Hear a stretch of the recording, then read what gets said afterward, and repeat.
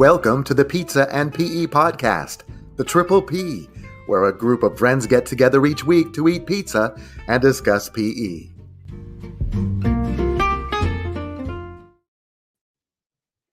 Well, hello, Keith. How are you? Whoa. Oh, sorry. It's just one of those wacky days. Let me get one of these things off of here. So, how are you? I'm rocking. How about you? I'm doing fantastic. I got my pizza ready. I'm actually using Paul Newman's margarita pizza for this podcast. Nice frozen pizza. I recommend it if you're going to do frozen pizza.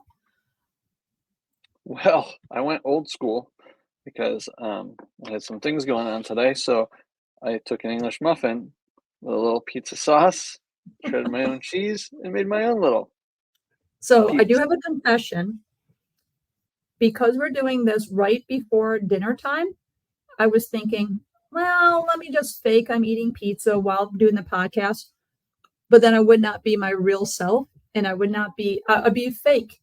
We're not really doing pizza and PE. So I was like, I can't do that. So to our viewers and listeners, I 100% commit to you.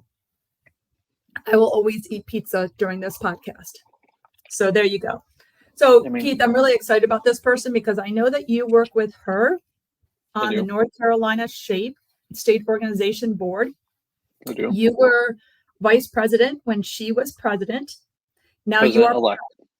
Okay, I'm sorry. Yeah, president. Well, why don't you share with me your relationship with this guest on the North Carolina SHAPE State Organization? So she was on the board. She was a PEA president. And then when she came into the executive committee during her president-elect year was the year that I was brought on as the vice president. That's right. So last year was her presidential year, my president-elect year. Now I'm president. She is the past president. And yeah. And now you're the president. I'm the president, yeah. So we've been in this for 3 years together now. So is it fair to say that she has really been a mentor for you on the North Carolina State Board and helping you navigate through how to, without letting out too many of the secrets, yes, we do have a lot of conversations about our organization.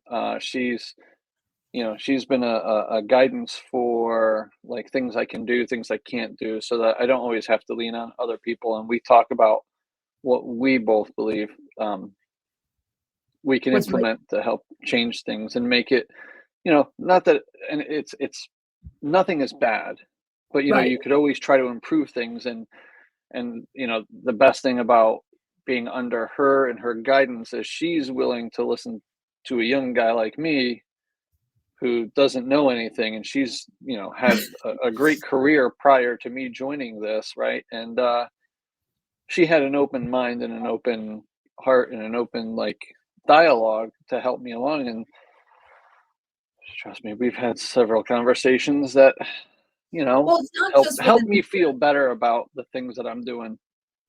Well, the reason why everything and every year is sort of different, even with some state organizations, because education evolves. And there's, sometimes education hits us with curveballs that you want the state organization to react to and to be able to support their members of their needs. So that's why you got to have always an open exchange of ideas. Now, not being on the board, I can say, one, I know how exhausting, and it's all volunteer work that you and our guest does on the North Carolina State Board. But I thank you guys for the service that you do and the impact it has on teachers' careers. And I think that's why you both do it, to just help and support teachers. And I'll say this about our guest, when people look at our state and the dynamics of our state organization, we have, some really huge names in there. Yeah, she is one of them. But people, equate a lot of North Carolina with, hey, Artie and the Kim Ballards, but then this guest is way more than just somebody who goes out there and does trainings for people, because she's amazing at that. She's an amazing leader. And I think, she's very humble, Yep. but at the same point, she's just as much of a leader and mentor as she is a trainer and teacher. I don't know if that's coming out right, but like, she should get as much praise for her leadership ability and skills as she does for her ability to walk into a room and go, all right, here's what I need. You guys go there, you guys do this, you guys got this is how we do this. Boom. And if you've ever seen her teach, it's somebody boom, boom, that boom. is Hey, on the outs. Well, somebody that's on the outside, I see that on how that role in her.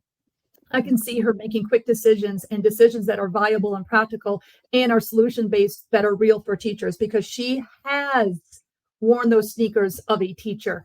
She is a retired North Carolina teacher. In fact, she is or was the 2013 let me restate this. 2013 National Shape America Teacher of the Year for high school physical education. Right? So I remember when she was awarded that. And I think I was still teaching in North Carolina. I was teaching at high school at the time. Because I did not come to CMS, Charlotte Mecklenburg Schools, until 2014. I'm positive. I came to CMS in 2014, late 2014, December 2014. Right. 9 months after myself, because I came in February of 2014. So I remember her getting this and being like, wow, what an honor, our North Carolina person. I'm in high school in predominantly teaching health education. I taught a physical education class and also a group fitness class when I was in high school. But I remember looking up to her going, good for her. North Carolina high school, female, and also somebody that I highly respect, that I think maybe my fear got in the way of like shaking her hand and congratulating her, because sometimes I go to conferences and I'm like, they don't want to be bothered. I just kind of like, let me just do my thing. I'll go there.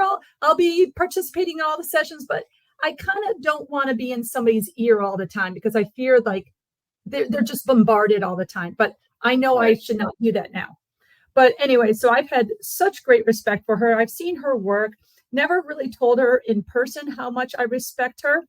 And I respect her probably even more now after reviewing her website and really learning about how she implemented the sport education model, which, listeners, we're going to get into that.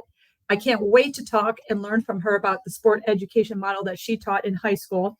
She is a national board certified teacher, national open presenter. Now, anytime that you go on her social media posts, she's either presenting somewhere, training somewhere. It could be the West Coast, it could be the East Coast. She's everywhere, or she's traveling on personal vacation. So I'm not sure how long she stays in North Carolina, but she also substitute teaches. And I think she just subbed today and now doing this podcast right after school today as a substitute teacher. So she's still been teaching, but she is retired in North Carolina, but she's traveling all the time. I know, obviously, she's a highly regarded open national presenter. And there are some lessons I see that she posts, especially one with this hula hoop that they passed down, that I'm like, what lesson is that? I've got to see that. Right. I know that she presented in Charlotte Mecklenburg Schools, I think, at one point, right? Oh, yeah, a couple times. Yep. So let's just welcome her to the show. Viewers, listeners, let's welcome Charla Krahnke to the stage. Hey, Charla. Hi, Kim. Hi, Keith. That was a big build-up for you. Thank you. Thank you very much. Well, we always say that we're just going to kind of have 2-3 minutes of introduction, but then Keith and I sometimes just get talking while we're eating pizza, obviously, and we get a little inspired by the guests that we have on, and we're humbled by some of the guests that actually say, yes, they're going to come on this podcast, and you're one of them. So thank you. And you're one of our own. You're from North Carolina. We're just so freaking proud of you. And I respect you so much. I never told you that, but I'm telling you now. So thank you for everything that you've done and continue to do for our profession, because like he said, you are a humble person. But man, you're a fun person too. I just see you moving and shaking all the time at conferences. You're going here, there, everywhere. And your husband, John, is such a great supports person. Love seeing him. I think I've talked to him more than you sometimes because I don't want to be in your ear, because if I'm in your ear, then you're already thinking about your next presentation. I don't want to bother you. But know that when I see you, I'm just like in awe. Hey, what's funny though, Kim, is I've seen the feisty side of Charla. See, that's great. I know. Every now and then we have a meeting where, I see a little feistiness come out, and it's great. And it's funny. But she has to keep John in check for sure, because he can't keep her in check. And viewers and listeners, John is her husband. Awesome guy. Awesome guy. I love him. Always smiling. And I know that he is somebody that you travel with all the time too. So he goes with you to a lot of your open presentations that you do for school districts. But then when you're not presenting, you're traveling via boat, train, automobile. I don't know where you're going. You've been to Europe, Hawaii.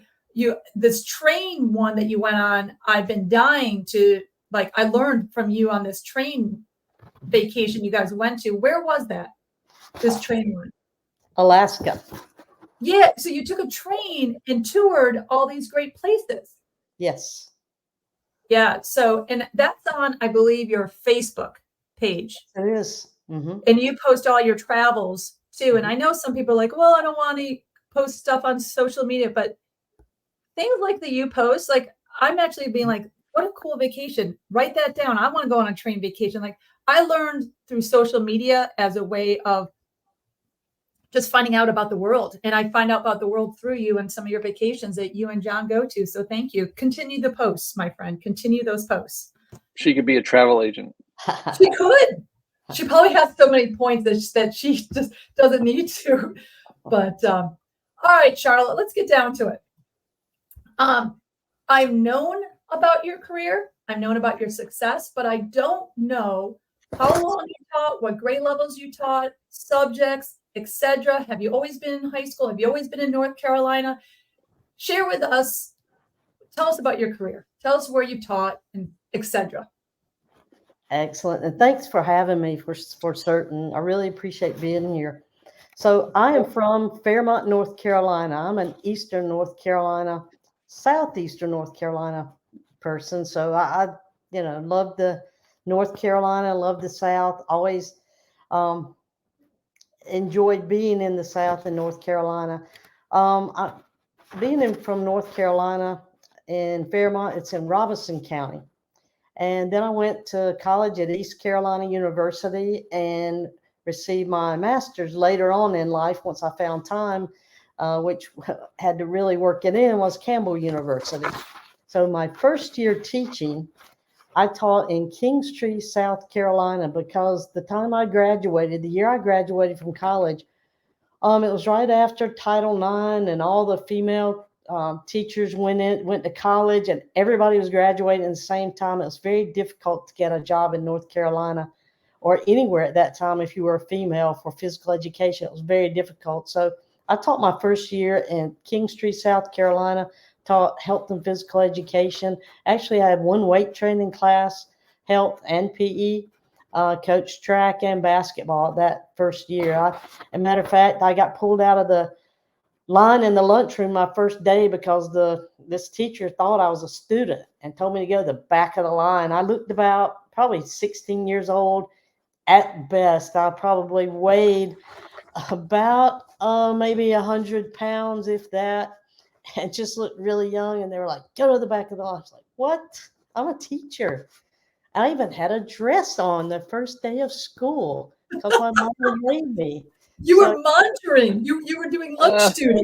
Yes, exactly. But so that didn't go well. So after my first year in Kingstree, I went across back to the border, only 30 minutes from home, and taught at Whiteville High School for 4 years, where I taught health and physical education, even taught 1 year of biology in there. I pretty much was department chair at pretty much everywhere I went, at least after the first year I was there, I guess because I kind of took charge of what was going on. At Whiteville, I coached, head coach softball, basketball, and tennis, and loved being in Whiteville, but was only there 4 years, after which I left there and went to St. Paul's High School, also in Robeson County. Was there for 10 years, and 10 years at St. Paul's, where I coached softball and boys and girls tennis. And then was married there, and my first husband, we moved over to the Charlotte area, and I taught at North Iredale High School for 3 years. And I also, everything was always teaching health and physical education. I really enjoyed teaching health with ninth graders, health and PE, because I love helping them transition from coming from 8th grade to ninth grade. And that, I felt like somebody really needed to be there for them. And I felt like that's something I could do. So I really enjoyed the ninth grade part of health and PE in North Carolina. Also coached tennis, got into track at North Iredale, and swimming. So I pretty much kept coaching and teaching all along. 3 years there. And then my first husband moved us to the Raleigh area, in which I taught 1 year at Sanderson High School and coached track and swimming and diving. Then after 1 year at Sanderson High School, moved over to Fuquay-Varina High School, where I taught until I retired from teaching. And I taught 13 years at Fuquay-Varina High School, teaching health and PE, department chair. And I coached boys and girls tennis at Fuquay-Varina High School until retiring. Now, even after I retired, I taught 1 semester at Shell Oak Middle School. I went into the school and met the teachers there. I had moved down to Ocean Isle Beach. I retired. Both John and I retired, moved down there. And I went in and just visited with the teachers and started telling them about sport ed. And they were like, well, what is this? And so I decided to go visit the principal. I was like, you know what? There's some things we could do here, and I could do this for you if you'll allow me to come in, if they don't mind. So she hired me to teach a semester at Shell Oak Middle School. And I came in, and she brought me in to teach physical education, gave me classes, and I turned them on to the sport ed model at the middle school. And it not only worked for the physical education department there, it spread over the entire school. And we ended up doing a teacher work day to teach the teachers about what we were doing in the school and what the kids were talking about in English class, sitting down and, hey, what are y'all doing? My kids sit down to do group work. They're like, well, I'm the captain. Well, I'm writing and I'm doing this. And well, I'm going to monitor the time. And they just took charge, and they're like, what are you doing down there? So then John and I, he got tired of, he likes to move. He likes to travel. So he got tired of the beach and the sand, and decided we needed to go to the foothills. So here we are in Morganton, North Carolina, living in Burke County. And we do enjoy it here, and we go to the coast as much as possible. But I taught a semester at Liberty Middle School, a semester of 6th through 8th grade physical education, and really enjoyed teaching there. And that's the last, that's it for me for teaching officially. So no more official teaching full time, but really enjoyed being there, even helped with girls softball. Had never coached fast pitch softball in my life, but as I did with everything I coached, I dove right in and tried to find the most I could find out about it and what to do with it. Never was able to play fast pitch softball. They didn't have it. When I was in school, I would love to have played it.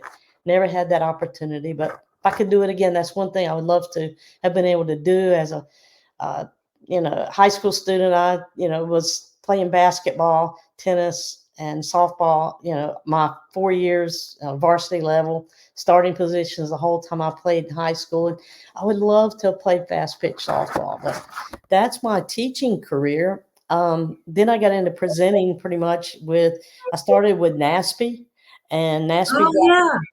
And I was working with the pipeline trainings, doing instructional model presentations from the year 2009 to 2011. That's how I started. And then once I was almost retiring or just retired, I got into working with U.S. Games and been with them ever since. Started off as just a presenter for Open, or for just U.S. games, a presenter using their equipment, going across the country, and then became an open national trainer and still currently presenting. So 30 some years teaching, 32 and another year of total of middle school, I guess.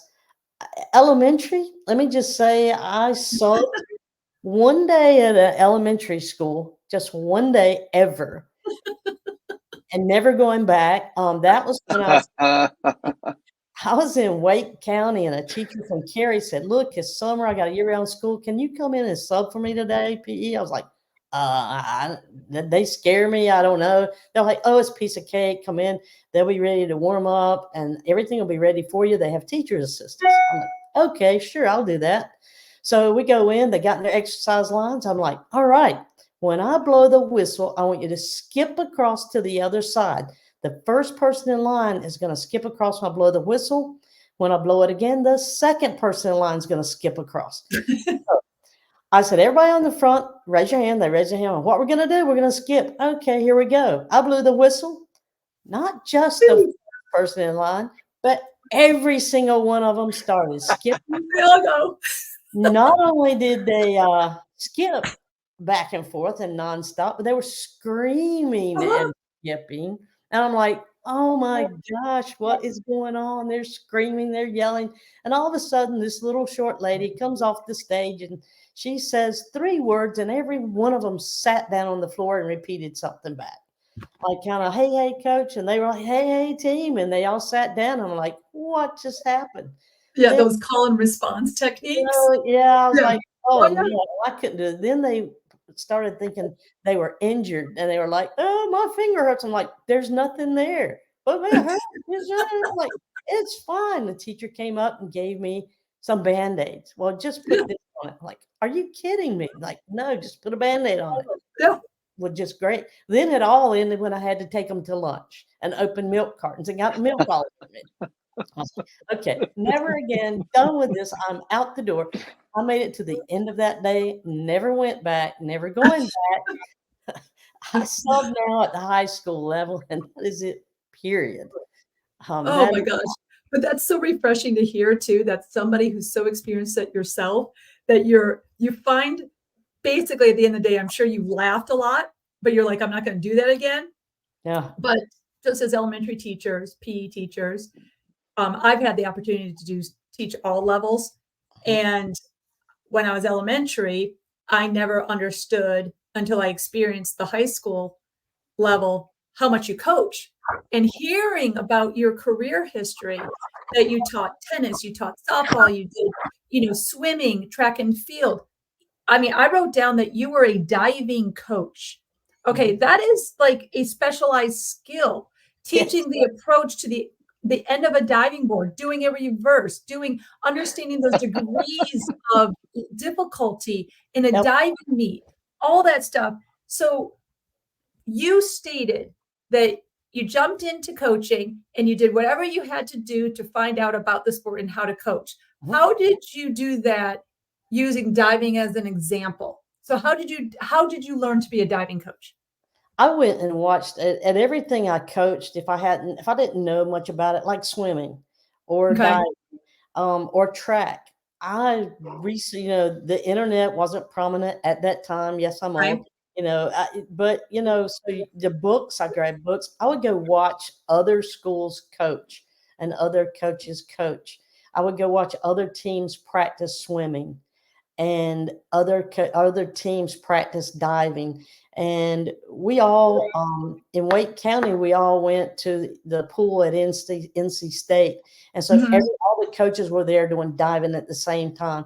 So it was all about learning. I never minded asking questions from anyone. I didn't mind saying, "Hey, I want to learn how to be a coach. I want to learn how to coach this sport. I want to do the best that I possibly can." And I always worked to make sure that was the best I could do. I'll have to say the best coaching for me was tennis, and that pretty much St. Paul's High School was my best tennis coaching, and we were in state finals and state champion doubles teams, and we were in the regional tournaments. We really were very successful in St. Paul's, but at every school no matter what we did, it was improving the kids and helping them get better and helping them feel better about themselves and getting as many kids to try out as possible. I tried teaching everything I could in the ninth grade. I taught swimming using skateboards and scooters. We That's put them on awesome. it and we had them, kicking and moving their arms. So we taught the front crawl. We didn't have a pool at Fuquay-Varina or any of the schools where I was ever. So I used like a scooter and put them on the scooters and taught them how to flutter kick and then put them on the bleachers doing flutter kicks. And we really used whatever we could to get as many kids to learn every sport possible and get as many as we could trying out for all of those. So my teaching and coaching really always came together. Yeah, and gain interest to say, hey, this mimics what you might be doing in a pool of water. Are you interested? Go out to these tryouts just to get them there, and not to be the elite athlete, just to be a participant too at times, just to develop those character skills, the perseverance, all that. Good for you. That's a really good attitude to have, where you look at physical education as this is an opportunity to also get kids involved beyond the gymnasium, beyond the bell time at school, to get something to do after school to keep them busy. Yes. So, Charlotte, did you, in North Carolina right now, if you're majority of high school teachers in an interview, they're always asked, are you willing to coach a sport? When you were a high school teacher and you said that you started teaching way beyond before the internet, were you forced to coach when Yes. you were taking positions in North Carolina? Yeah. Okay.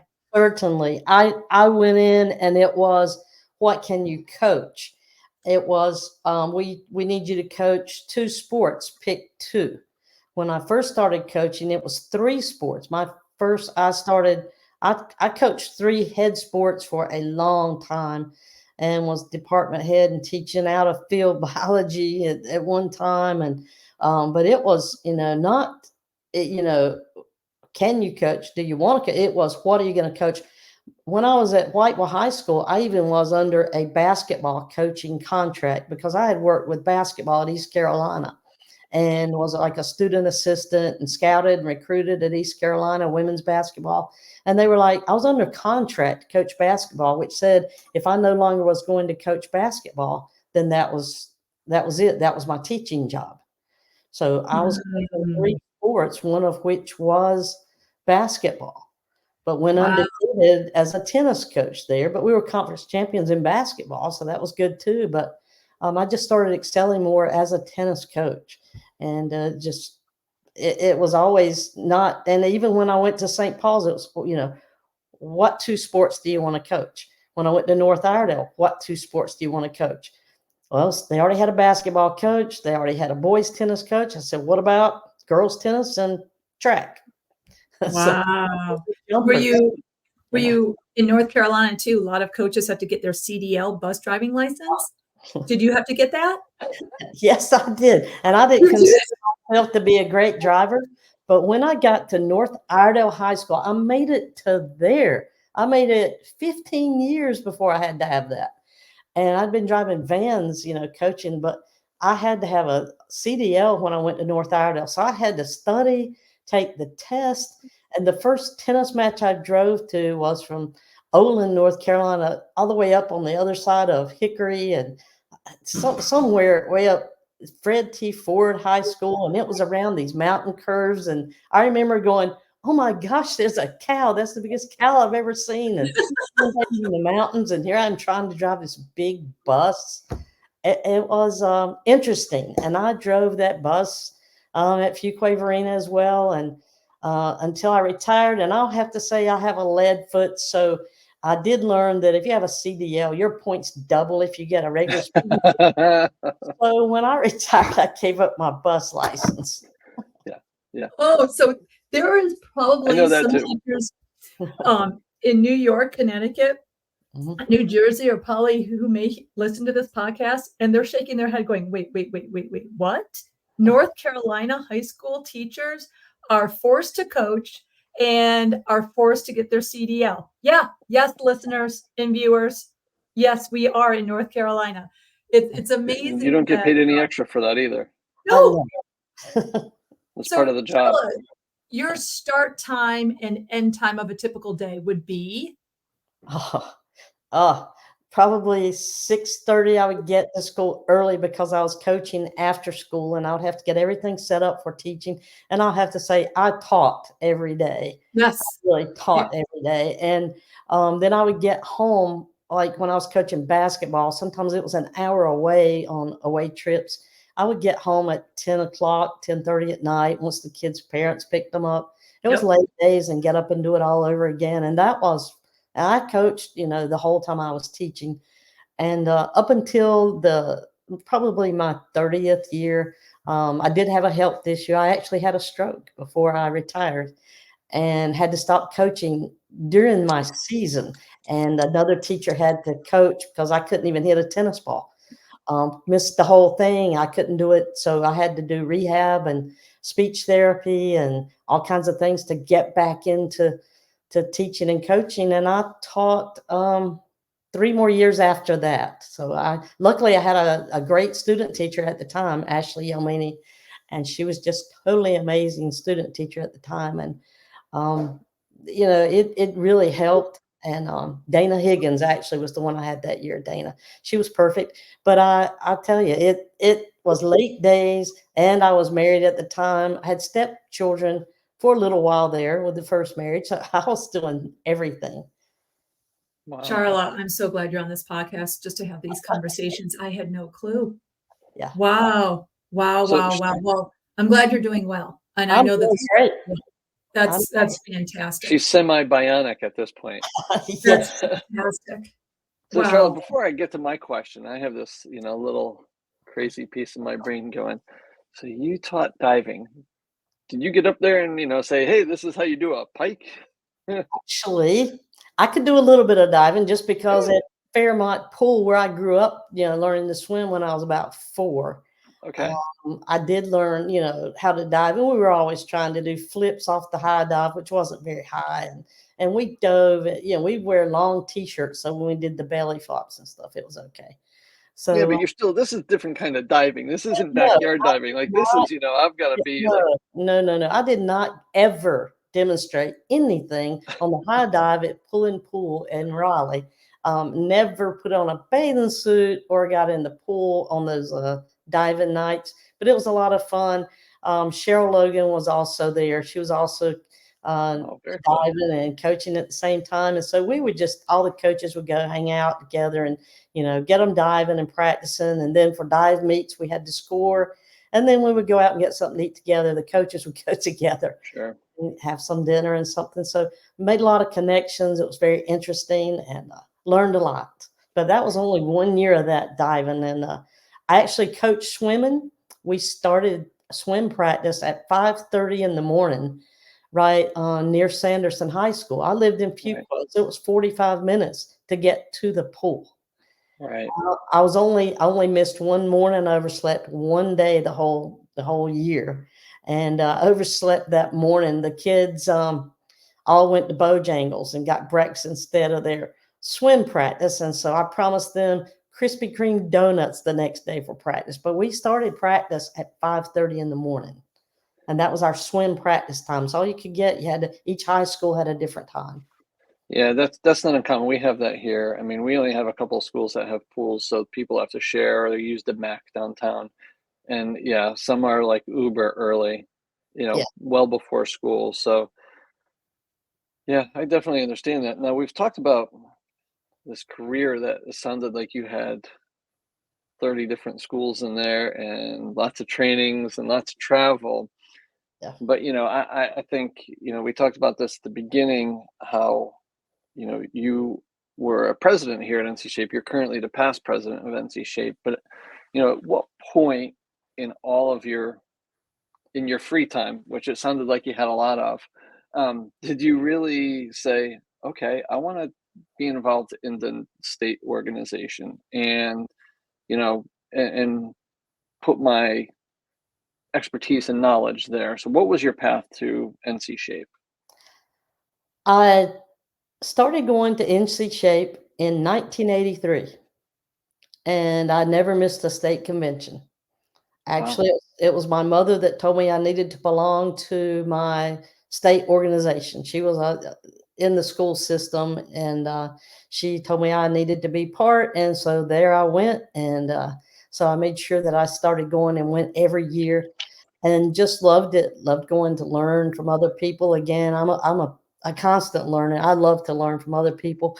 And then in the year 2001, Heather Zajac and she was teaching with me at Fuquay-Varina High School, and we really got into team building, and we were doing a lot of team building activities. And so we decided to put in a proposal, and we were sweating out whether we were going to get accepted or not. And we were so excited. I remember just being so excited to go and have that first presentation and present the team building activities that we did, and just so much fun. And that was the beginning of my presentation. And I kept saying, hey guys, I want to be a part of NC Shape. And then it was a NC AFORD. And I never, really had the time to be we didn't have committees then, but to be a part of it. But I kept asking, how do I get on this? So I was retired before I actually joined the PEA Association and went through the PEA Association. I had retired then, and just telling them, hey, I really want to be a part of this. And how do I do that? I want to be a leader. And this is the way I felt like I can share my passion now, is by, joining NC Shape, and I can continue reaching out to schools in North Carolina and helping those schools and helping them become better teachers and just staying involved with physical education. And that was the way I saw it. That was my ticket. I'm past president now. I don't know what I'm going to do next year, how I'm going to be involved, but I'm going to be here to help with NC Shape. It's always a part of me, and will do everything I can to keep it going and help everyone with it. So I hear there's a possible opening. Would you like to recirculate back through? We're already working on someone else. Someone with a little younger and less bionics in their body. I have lots of extra body parts that are already redone. So, but I will be around to assist that person that we are, twisting their arm a little bit. Kim, that'll be one of the things that's an inside joke that I know.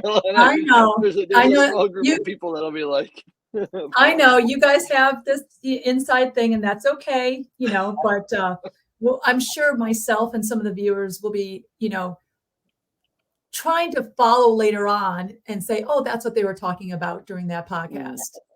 So is it fair to say, Charla, you are homegrown in North Carolina, and you've got you're from North Carolina, you want to get back to North Carolina, you have enormous North Carolina pride. Yes, 100%. Okay, so even though you go out and present to other schools, across the nation, we're lucky to have you, so that you are really, really take pride in the state, and when you go out to even other districts in other states, I'm sure you actually say, I'm from North Carolina. You bring that to them to say, wow, this is where I'm from. You're proud of where you're from, and proud of continuing to support where you're from. Is that true? Yes. And I usually don't have to say very much before they know where I'm from. They pick up on the accent really fast. And whether I'm in New York, California, Texas, wherever, John and I were at Disneyland back in, I think it was February, for the state convention in California. And we were in line at Disneyland, and so many people turned around and just said, where are you from? It's like, what? Come on, what's the deal here? So yes, I love North Carolina, and wouldn't change, anything about it. But I love going to other states and learning how they do things and how they teach. And everyone has a different type of students, and I have to really pay attention to that when I go to other states, because it's not all the same. Everywhere you go is different. And and that's why I made that comment about coaching and getting your CDL license, because those people in New York, they're like, what? Yeah. We have people that drive the activity buses. We don't drive them. But in North Carolina, we do. It's interesting, the different states of some of the things that teachers are mandated to do and not do and so forth. But let's talk about that just real quick, because this is just a thrown in question. When you do present in different states, though, and you mentioned how they have different, things, but I still think that some of those classic timeless lessons, team building is just great for all kids. Kids are kids. Yeah. Like I look at like, okay, so you're from South Carolina, you got the South Carolina state standards, you got the North Carolina state standards, you got Colorado state standards, but kids are kids. Yes, you align the lessons to the state standards, but your delivery and how you get kids engaged and how you strengthen those relationships is timeless. Yes. I think that's the true craft of a teacher. Take a lesson, take one from one of you did the RoundNet in open module, right? Yes. There's curriculums everywhere. I represent school health. We have our curriculums. Open has their curriculums. Spark has their curriculums, all this, but it takes that true craft of a teacher to really take those words off of a page and make it magical for kids to experience. That's the mastery. It's not the written, and I'm a curriculum writer, but it really is taking, and that's why I think you're a dynamic presenter, because when you present, you're presenting like you teach. Correct. You got to model that. And that's why I think in person is so much more valuable than a webinar or, recorded virtual training. Because when I go and I see a lesson, I'm watching how you present. I want to pick up how you give effective directions, how you model, where you stand, what is your body language, what is your tone, what are your body expressions. That's what I look at while I'm participating in one of your activity sessions. So I don't know. I think I went off there a little bit, but I think that we both agree that kids are kids no matter where you are. Yes. And good PE is good PE. Mm-hmm. And thank you for all, like you mentioned how, you coached 3 sports all the time. You were a department chair, but during the day, you also were in the present moment of being, okay, I'm going to be a really good PE teacher while I'm teaching PE. Mm-hmm. And so that is really hard to do. And to have a great PE teacher and a great coach, and there's many of them out there, but that's really hard to do. So thank you for respecting the profession and respecting, being a coach and being a teacher and knowing, wow, you must have been exhausted coming home at 10 o'clock at night. I couldn't do it. So your career was predominantly high school. Yes. And early on, I stated that I'm going to ask you about the sport education model. And you mentioned that you even implemented this in a middle school, and then even students were doing things in ELA class and so forth. So just briefly for our viewers and listeners, shamefully, I have not gone to your website until about 3-4 weeks ago. And I probably was on your charlaphysed.com, I think it is. Yes. charlaphysed.com. Mm-hmm. And I went in, and you have tons of lessons in there, but you have articles that you posted from the sport ed model. I read all of them. You have posters that kids made about the sport ed model. And I was like, okay, what are these posters? But I encourage everybody who's listening to this, go to charlaphysed.com and look at the sport ed stuff and all her materials that she has on her website. Now, you're also going to tell everybody right now, well, I need to update that website because it's, I haven't done it in a while. It's awesome. So don't get off this right now and try to fix anything, because it's awesome. I gained so much information off of that. But for our viewers and listeners, give us a brief explanation of what is the sport education model. The sport education model. First, can I just say that it changed my teaching career? Yeah. It took me from just the kind of everyday same to a light bulb coming on and excitement in my classes. The sport education model is putting the kids into teams. I have a certain way that I found that they made teams, and the students made the teams, and it worked really great. And I never went back after that. And it just from the very beginning, the students were in charge. They were responsible for their own learning. They were responsible for the teams.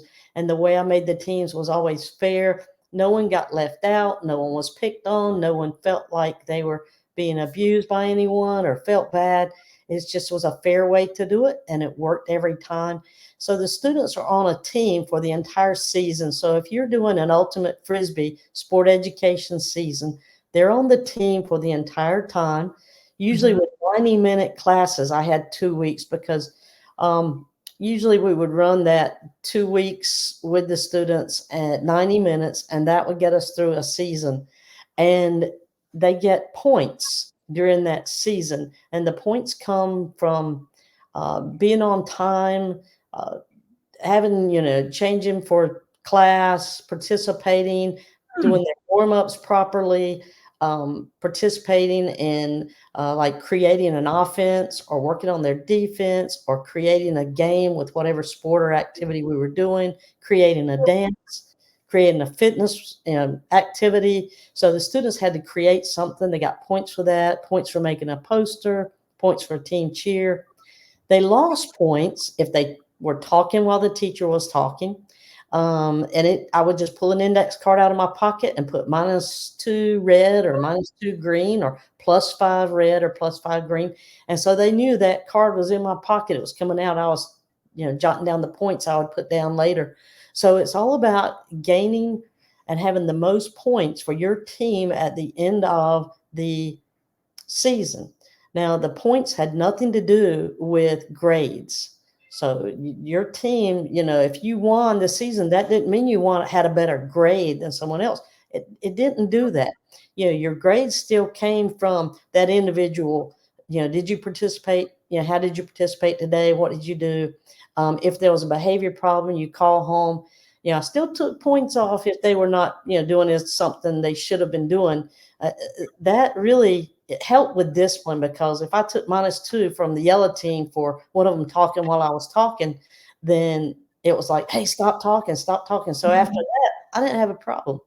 And students who were not in the right grid or in the right area at the beginning of the class, they were over the green team, somebody was over in the red team. That was easy to spot, minus points. And they were like, get over here, we're starting. So the discipline really changed. So they really are trying to gain as many points as they can for their team the entire time. I would put a poster on the wall, and the points were put up by the next class period. The kids would run in to see what the points were from the day before. And it just really, it started big, it took off, and I loved it and never went back. Now I only would do a big sport ed season, at least one each semester. Sometimes I would do a big one, do all the points. And then the kids loved it so much, having a role and having the same team and a team color and a team name, that I would do another season, but we might not keep the points for that one. And you say, what do they win? I would simply go to career days and get pencils or paper or markers, or go to the police department and get free Frisbees. One time I was presenting in Connecticut. I got a UConn basketball signed by the women's team. I gave that basketball away. What I was thinking, I'm not sure. But anyway, gave that basketball away.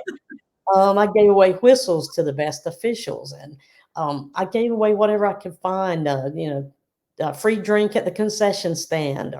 Or sometimes it was simply putting their pictures on a bulletin board, announcing it on the intercom at school, because they knew when we were doing our sport ed season, all over school, they knew we were doing something. It was, hey, purple puppies, there you go. And they're yelling across the courtyard at lunch.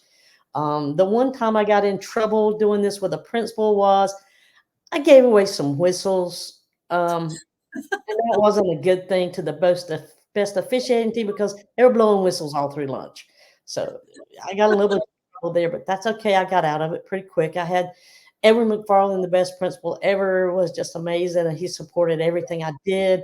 And so I did get out of the doghouse with that one. But it did, you haven't really asked what it did for the kids. But speaking of the whistles, I have students today that I taught at North Iredale or at Fuquay-Varina that are officiating right now and that is their main job, a soccer official or their basketball officials. And it all started when they were in the 9th grade, learning to officiate. And they realized, I like this control. I like doing this.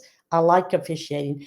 And they started from there, and they just kept going with it and are still doing it today, whether it's for Parks and Rec or whether it's for high schools or middle schools, or whether it's just, for fun. They really still do it. And it just gave them something else, that not only could they play a sport, but hey, I'm a pretty good official at this too. So that was going to be my question about how did you measure success too? Because what I read was, what really intrigued me was about the student roles and the student ownership over this too, and having officials, event organizers, venue, athletic trainers, equipment managers, captains to coaches, all these different roles where it teaches kids to explore careers in sports rather than just being a player in a sport and doing skills and drills. So there's more to a sport than just the game itself. It's about even let's say you own a soccer club. You might be the person in charge of doing all the scheduling. You might have to be the marketing person for it for an upcoming tournament. You might be, saying, okay, what kind of concessions that you have, because it's more than just the skills and drills in the game itself. Yes. So that's what really got me. Like, I did sport ed when I was in high school, but it was more like, okay, let's do round robin tournament. Didn't take it to the level that you did about the roles. Like, I thought I knew about sport ed model. I didn't at all until I went to your website. This is one of those like, oh yeah, I know what that is. No, I did not. I did not know until about 3 or 4 weeks ago, and what you did. And on your website, you also uploaded some posters and you showed actually student examples, which was really helpful to see really what you were talking about too on your website by seeing the students. And I could see success there too. I love how it just permeated throughout your school culture.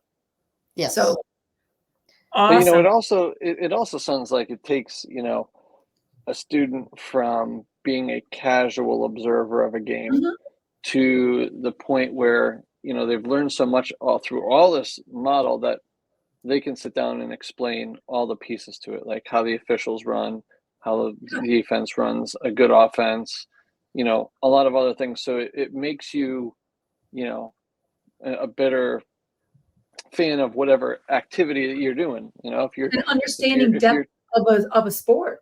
Yes. Is really providing depth and knowledge of a sport. Correct. Yeah, Daryl Siedentap started the sport ed model in the 1980s at Ohio State University. And I was fortunate enough to meet him at the National PE Institute and give him an award. And Artie had trouble with me because I would just want to keep talking about it and talking about him. And I know people are thinking, well, you're not keynoting today. No, I was talking about Daryl Siedentap and sport education model. That was my thing. That was my passion at the time, ever since I started it. And he was amazing. And the things that he and Dennis Vandemars and Peter Hasty did with it, they really just kept it going. And not only is it for team sports, but it really works well for badminton and tennis and round net. It works for everything. There was a school at Council Bluffs, Iowa, where I went presenting one time, and they wanted to create a weight training season. And so they created a sport education weight training model. You could do it for dance classes, fitness classes. It works for everything. And the kids just absolutely love it. I never had a student sit out during using the sport ed model. You can go in a lot of high schools and there's kids laying all over the bleachers, laying on the floor, sitting down. When I started using this model in my school at Fuquay-Varina High School, all the teachers actually in Wake County, at that time when I was teaching there, every middle school and every high school in Wake County had to actually do one sport ed season each semester and document what they were doing. So everyone at our school was using the sport education model, at least one sport each semester, team sports, and the 9th grade healthful living. And so everyone was using it. But The very first time I ever used it, I had one student at North Iredell High School. He was failing everything he was taking. He had never participated in physical education. This was his third year. I'd never had him before, but this was his third year taking it. By the third day of sport ed model, all of a sudden the kids start screaming, you know, oh my gosh, oh my gosh. They're yelling like, what are y'all doing now? Yeah, they're coming out of the boys' locker room. So-and-so is dressed out. He's playing today, but he can't play in that. He had on cut off jeans with strings hanging down. His shoes look really worn and ragged. And they're like, he can't play in that. It's like, he can play in anything he wants to. I really don't care as long as he's playing. And he came out, he participated that day. And I did find him some clothes, which he had always said. I'd already asked him, do you need clothes? Nope. He just didn't want to do it. He wanted to be a part of this. He saw that it was something that he could feel comfortable with and fit in and feel like he was a part. He played every day. He officiated. The first foul that was called on him, I froze because I thought, oh my gosh, what is he going to say? He made a motion like, what? And then he went, my bad, good call. And I went, oh, thank goodness. And he really changed. It changed everything about him. He started trying to pass his classes. He started trying. So I went to all the other teachers. I explained what was going on and that he really wanted to start trying. He didn't pass everything that year, but he passed a few more classes that he wouldn't have even thought about trying in. He didn't care about anything in his world. It was nothing. He didn't have anything. This gave him something. It gave him a reason. He gained some friends by it, and the kids started respecting him. And that was the first year I did this model, and I thought, this is amazing. Charla, you better get your keynote presentation ready. No, I can listen to you speak on this and provide those real student examples and what you experienced all the time. You don't need me up and moving. You just need to be telling me those stories. And you have a captivated audience. Wow. That's amazing. So now, Charlotte, go ahead. No. I'm good. I'm good, Keith. Go ahead. Well, I mean, so Charlotte, thinking about all the stuff that you have now, I'm going to go on to my next little question here because it's a great segue to that. We've talked about your career, NC Shape, and how you've done the sport ed model. Now, keeping that all in mind, what would be the best piece of advice that you would give to either your younger self or a new PE teacher to the profession? But after you now remind you, you've got a whole book of stuff right here. Good question. That's a good question. First, let me say one thing before I get to there.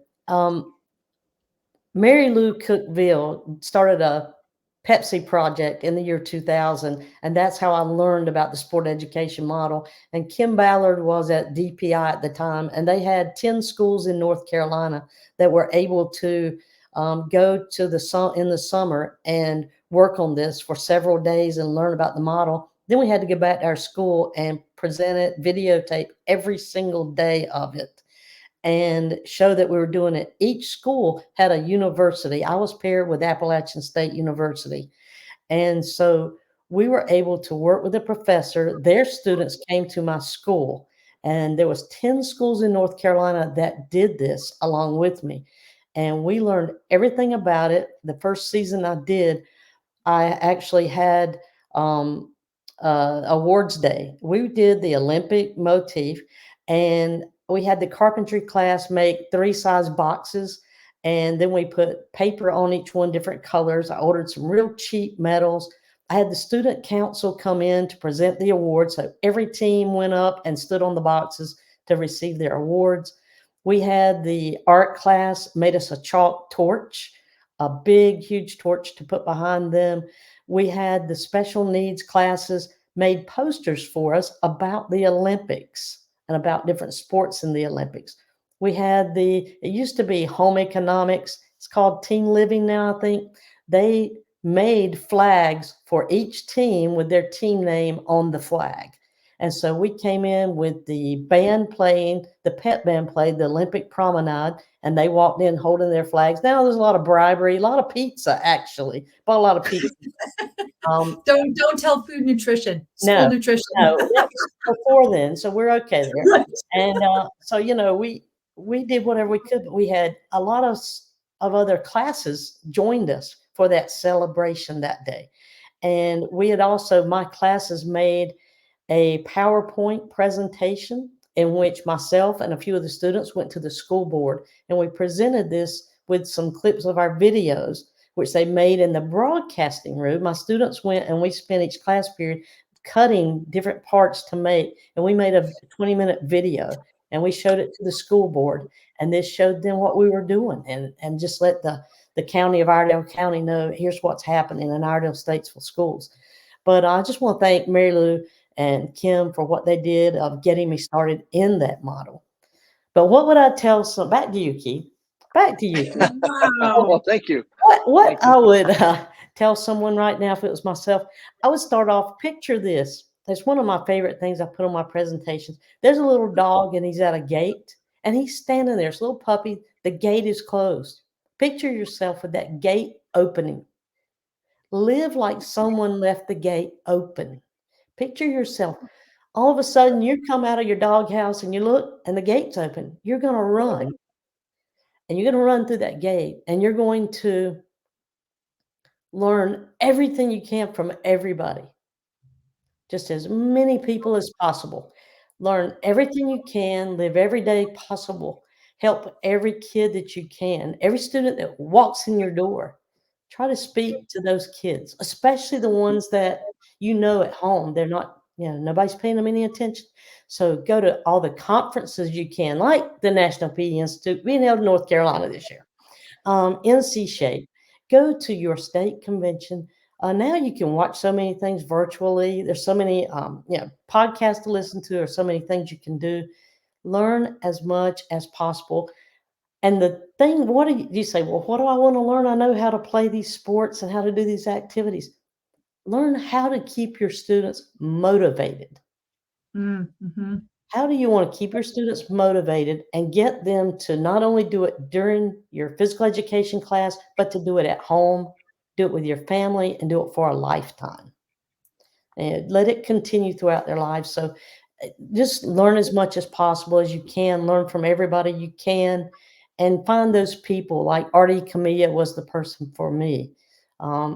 Get someone that you can learn from and respect and help guide your career and take you through it.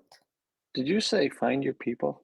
Find your people. Yes, Keith. NC Shape this fall, we're going to be finding our people. Is Yes. that the theme? Is that the That theme? is the theme. I think that is Keith Kramer's, President Kramer's theme coming up for the fall. That's good. Charla, that visual of the puppy waiting to get outside the gate. Now, let's just say that they see their owner at the end of that driveway, so they're wagging their tail even more. Yes. But Yes. great visual, great metaphor. I don't really have anything more to say about any follow-up questions with the guidance, because that was just a wow moment. Again, another keynote message to state later on in your life. But I don't know where I'm going with this right now, because I'm just in awe of your response. I'm not sure I forgot where I was going. Keith, help me out. Follow up with something. I mean, I can follow up with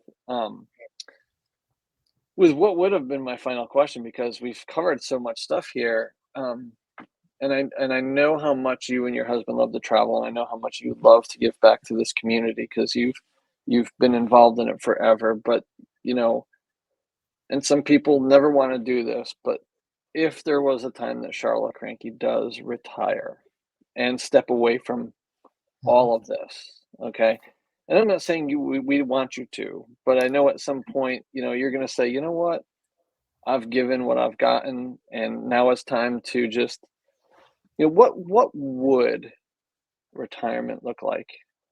Is there a light at the end of that tunnel? I don't know. I think so. I have such a love and a passion for NC Shape and my NC Shape family. teachers in North Carolina and all across the country now, because I've met so many people. I've presented in 43 different states. And the people I meet all the time keep me going. My U.S. games, my National Open trainer family, they're just amazing. They're always there for me. But I think that I'm going to know when it's time. I retired from teaching not because of I knew it was time, but because I was marrying John and I was in Raleigh and he was moving to Ocean Isle Beach, and I retired. I didn't want to keep coaching, so I just decided to go ahead and retire with my 30 plus years in. And but I think that when that time comes, I think that when people get tired of seeing me, when people get tired of listening to me talk, or I no longer am a National Open trainer, which right now Brian DeVore keeps me busy, thank goodness. Um, and I love what I do. I don't think I'll ever stop enjoying what I do, but I think there will be a time when John and I say, you know what, let's just chill. Let's do a few more trips. We're always planning trips. We're always going, because we like to see things. And fortunate, I was able to meet him, and we both, not only do we enjoy the travel and meeting people, but he really enjoys being a part of my presentations and going and being my equipment person, and people enjoy meeting him. He gets more claps than I do. But, I think, yeah, at some point, I know there'll be a time when that comes. My family, sisters, they keep saying, you need to stop. But I don't know. I can't see it yet, because I still love presenting. I love sharing my passion. I love what I do. And I go sub now to talk to kids. I spent today, my last class today was talking to a kid about, he was autistic, on the autistic spectrum. And he was telling me about that, and about how he was, it came from the third grade on, and how he, processed everything through it. And that's what I did today in my class. I was having a private conversation with this kid, and he was very interesting. So as long as I can keep trying to make a difference for other people, I'll keep doing it. I do write a lot of curriculum. Right now, I'm trying to help some elementary teachers at a school in Pennsylvania, a school system, trying to write a team handball sport ed season for them.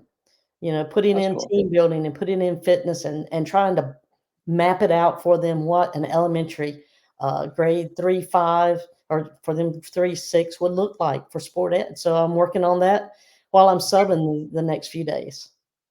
And Very see, cool. it's not that you retired from teaching, you just went into a different phase of it. So it's like, yeah, you retired from the student facing phase. Now you're in the teacher facing phase. Yeah. And I mean, I totally get, you do want to keep going, but I know, and this is the personal side of the relationship that me and you have. I just know how much you and John love to travel. And, at some point, I know you're going to be like, you know what, let's just travel without having to work. Yes, work affords you some of this Yes. travel too. I get that. But, Mhm. at some point you're going to be like, you know what, it's time to. So that was only where that question was going. It's like, not like, hey, listen, it's time for you to go. Right. Here's the hook, Yeah. but And, it's it's like on the side of that too is I want to start, being able to play pickleball.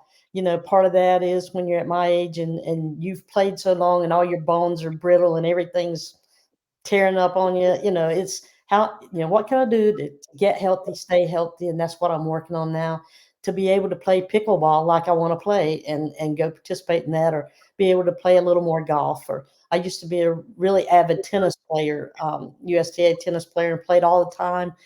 And don't know if my tennis playing days are there, but maybe some pickleball and some golf. So to get back to those things, and Hey, I'm going to tell you something though, Charla, and don't discount this.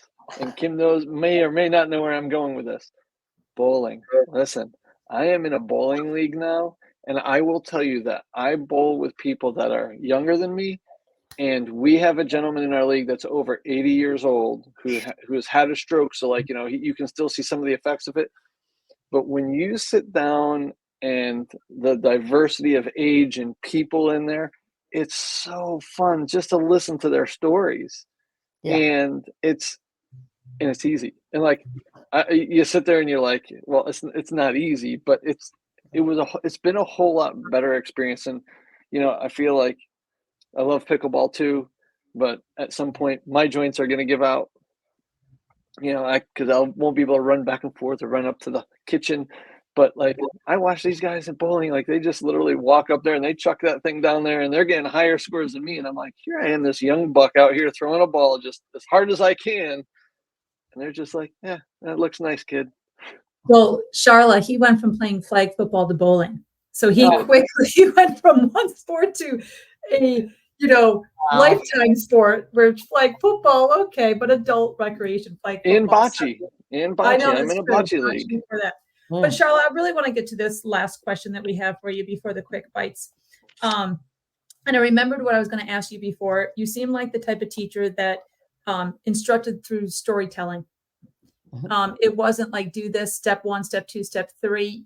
I think you painted a story for kids to be engaged. I'm not 100% certain, but which I bet you contributed to why you continued to want to sub and to develop relationships with kids.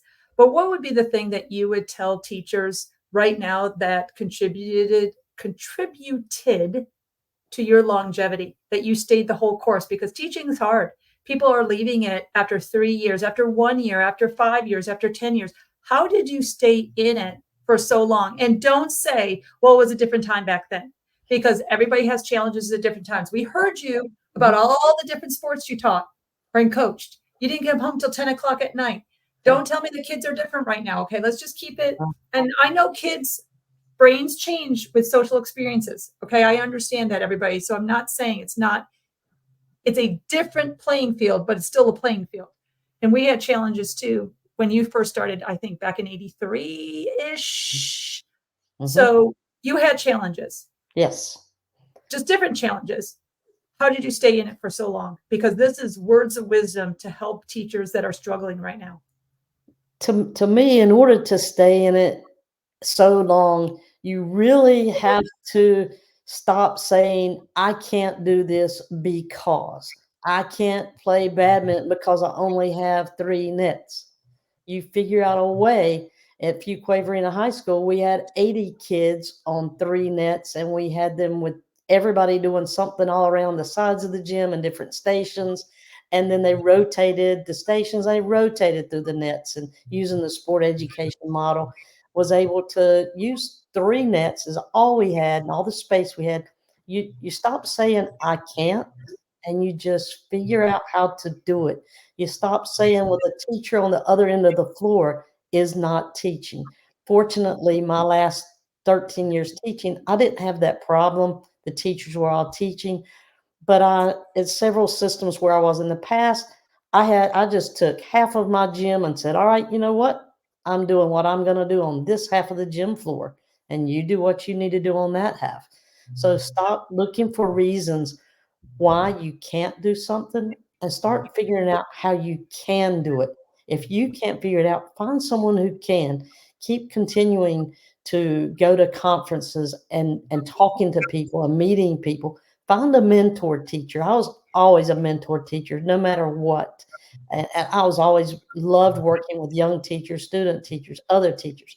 Find someone that's willing to help you, and find that person. Find your people.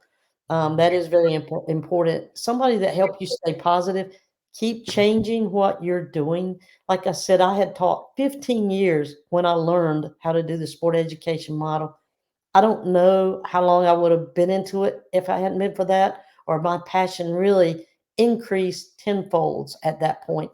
Find something, a different way to teach, other ways to change what you're doing. Just keep making it different. Keep making it more exciting every day.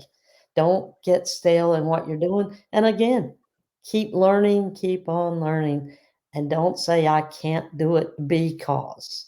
Don't find those excuses. Well, there's definitely a slice of wisdom that's going to be a little bite-sized for people to chew and digest. That was great advice. Thank you. Great advice. Keith, any follow-up to that? Or we just want to, she had a mic drop. Yeah. It's time to start stumping her with other questions now. So I think that's your cue to say it's time for quick bites. Yes.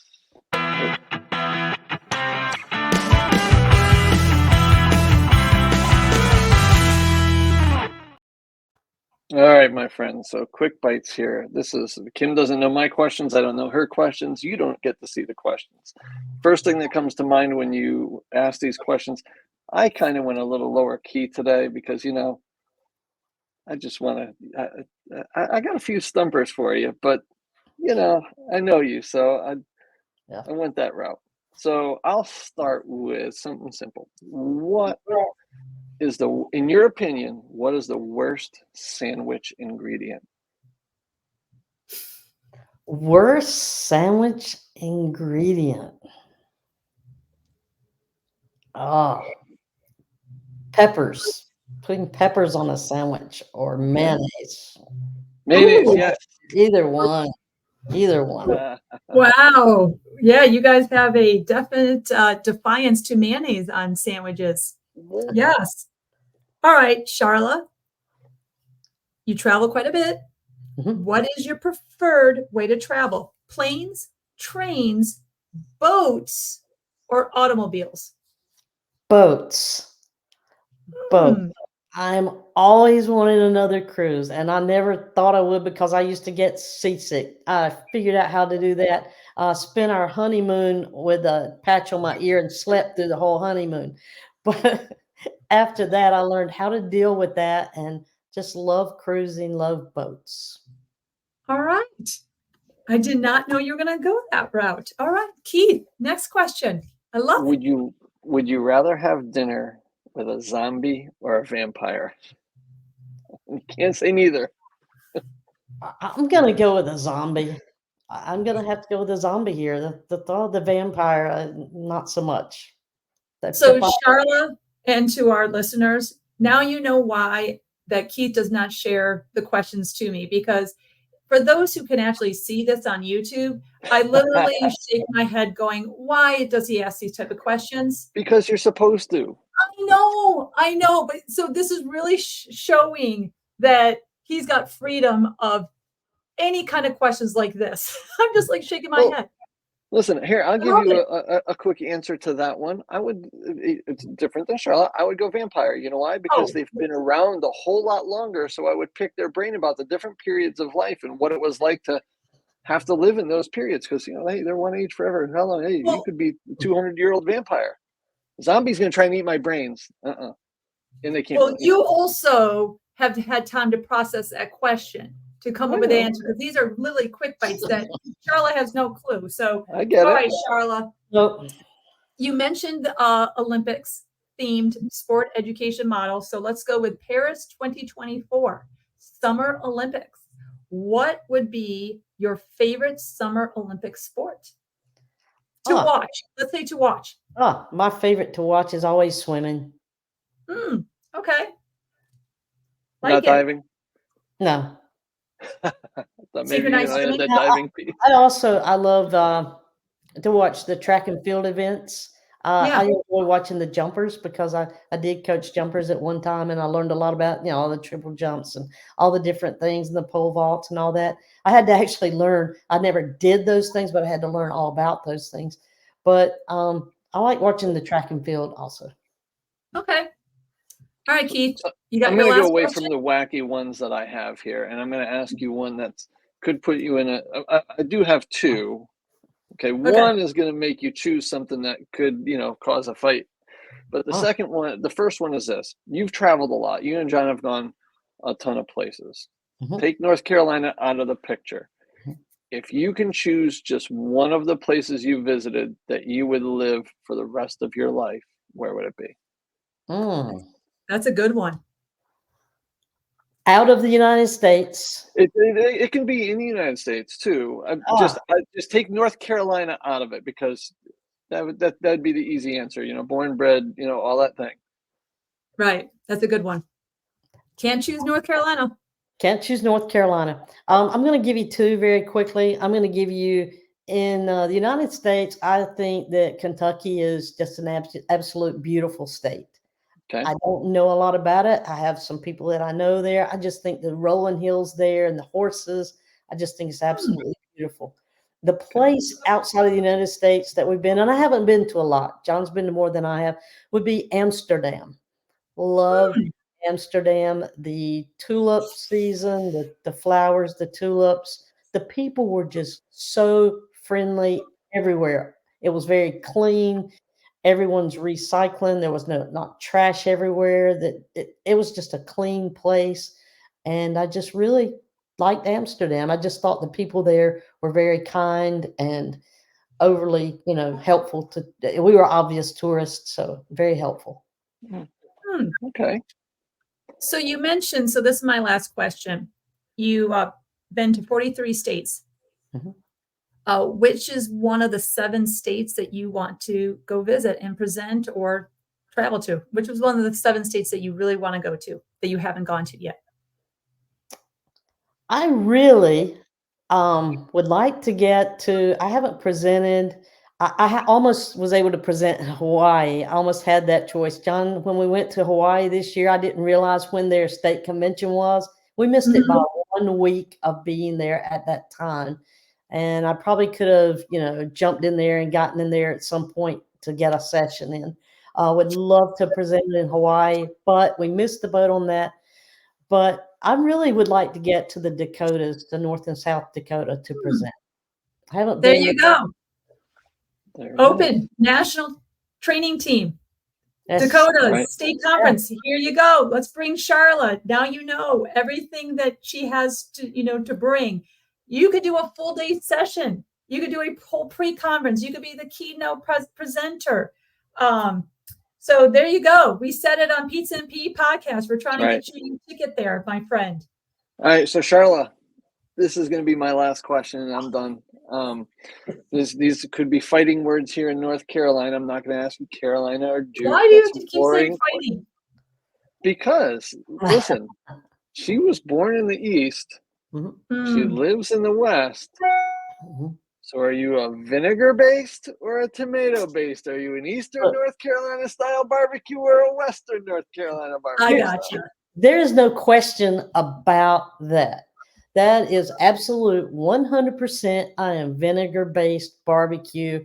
To me, the Western barbecue, when you just put the dry meat over here and throw some sauce on it, it all depends on the sauce. The sauce has to make a difference. If the sauce isn't good, it's not good, period. Anyway, to me, it's a lot more difficult to make that vinegar-based, and I'm going vinegar-based 100%. There it is. There you go. And there you have it. See, those Okay, are fighting words in certain parts of the state, Kim. You're right. You're right. It's like saying, "Are you a Carolina or Duke fan?" We're not going to go there, but And yes, nobody will ever see where ask. you're going. And nobody will ever say, well, what about the mustard base? We're like, listen, South Carolina is just a different breed. They don't make barbecue there. Come on. Nope. Charlotte, you were amazing to have a slice of pizza with, to have a conversation with. I can't wait to see you at a next conference, which I think might be the PE Institute this summer. Yep. I promise I'm not going to just walk by you and say, I wish I talked to you, or I wish because I'm going to. And I'm going to do a better job of that, of thinking, okay, these people, they do want to be greeted. They do want to have a conversation. I'm not bothering them. So I'm going to bother you. I think that we have a social the night before the PE Institute that at the Embassy Suites, I think, where the host hotel is at, mostly, where there's going to be a meet and greet. And I'm going to want to sit down with you and just talk about things and just pick your ear on curriculum writing, on high school, and on sport ed model, because I think I've skimmed the surface, but I don't have the depth of knowledge that you have, that I need to continue my learning on that. I love the team roles and the student roles and so forth like that I want to run by you, some of the things that I've created to one, check on, am I doing it the right way? One of those things that a lot of times I think things that we put out there that I think that are credible, but I want to do my fact checking. And I know I could do some fact checking with you, especially on the sport ed model. So I'll be in touch. So thank you for your time. Thank you for your service and the years that you put into teaching in front of kids and now the years that you're teaching in front of teachers and advocating for quality physical education, and love how you connect with kids. You can see how you teach and how you talk to kids and how you relate to kids. I see you being a hugger, or just high five, fist bump type of person. And I think if I was a student in your class and you kind of gave me that look, the look would be, you got this, Kim. I believe in you type of look. Not the look of like, you better sit down and be quiet, but you're giving me the look of, come on, you got this. I believe in you. I'm cheering you on inside without having to speak any words. So thank you. That's all I wanted to say to you over this screen, but I'm going to, say this to you at the PE Institute. So thank you. Keith. See, I'm lucky I get to spend every Monday with Charla. I know. For the last 3 years, every Monday, and several side conversations. I'll tell you this, when you go to pick her brain at the PE Institute at the social, you make sure, and I'm sure he's going to listen to this, you make John bring you a bourbon. He's over here going, mm-hmm. You put him to work. You say, listen, you can get Charla her equipment and give me some bourbon, buddy.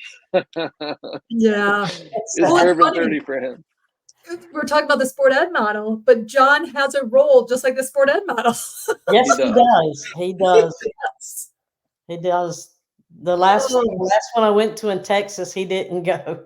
And I really missed that equipment, man, on that one. That was tough. That's huge. Well, Charla, I don't want to keep you any longer. It's been a little over an hour and a half of time that we've had to have this conversation. So thank you so much. And we'll see you at the PE Institute. Thank you. And thanks for having me. See you Bye, then. Charla. Bye-bye. Keith. That was amazing. Okay, everybody, we're just going to wrap this up quickly. That was one of the most inspirational, one of the most amazing conversations I've had with a PE teacher where I'm taking so many notes, and wow, what a guest. So I'm just going to share real quickly my aha moment of the whole entire podcast. Keith, I think, is having some audio issues, but maybe he'll be back, maybe he won't. But if not, I'm just going to wrap it up, viewers. So how about this moment that we had in the Pizza and PE podcast?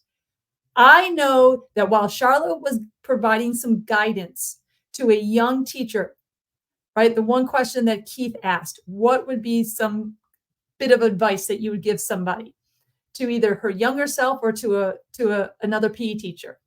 We all had that visual of that little puppy dog and the wagging tail, staring outside the gate, waiting for maybe the gate to open and just dash into the world and to be having that youthful, that I love life type of experience and just keep trying to be excited. I'm sure we all had that visual of that puppy dog wagging the tail. So, and Keith, I'm not sure if he's going to be able to get back on, everybody. So I'm just going to wrap it up here. And how about this other bit of advice? Think about, I can't do this because. Instead of saying I can't do this because maybe you don't have a lot of equipment. I've been in gymnasiums that I've had more equipment in my garage than I've had into the equipment closet, or mass amount of number of kids. It's not the ideal setting. It's not the ideal facilities. But instead of looking at everything I can and providing excuses, I always kept thinking, okay, what opportunities do I exist here? What can I do? So that was a really good bit of advice that she gave about career longevity. And I know teaching's hard, everybody. I know Charlotte's probably had some rough days. She's had more better days than maybe those rough days. I've had some rough days too. Sometimes I thought I was going to call it quits, but never did. And it was one of those where I think just constantly growing as a learner and finding new ways to teach and teaching new lessons is just one of those where it can help your career and stay in the profession longer. So I know Keith is having a hard time with the audio, so he would probably say ciao. But for myself, everybody, I'm going to say slice you later.